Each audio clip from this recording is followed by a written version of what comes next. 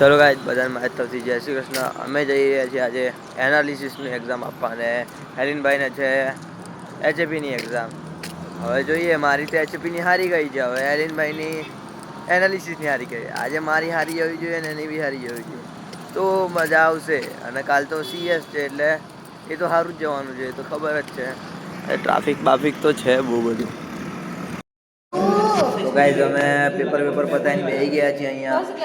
હું કેવું તમારું? बस पति के पेपर खत्म. हाँ, तारू तो अच्छे पिनो.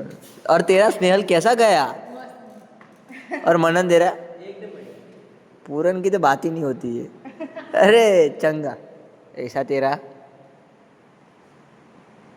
बुरा गया, ऐसा लग रहा है बुरा लगा है. क्यों क्यों?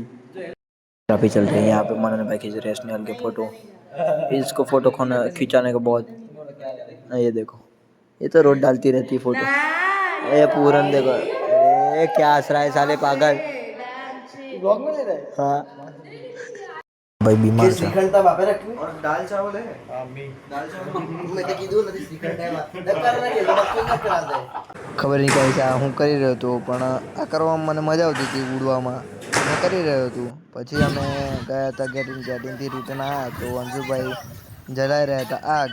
મેં, કાર્તિક અને હેલિન અને અંશુ અમે બધા બેઠા હતા નીચે, આગ જલાતા હતા, આગ શીખતા હતા. આજના માટે આટલું. Thank you for watching. By.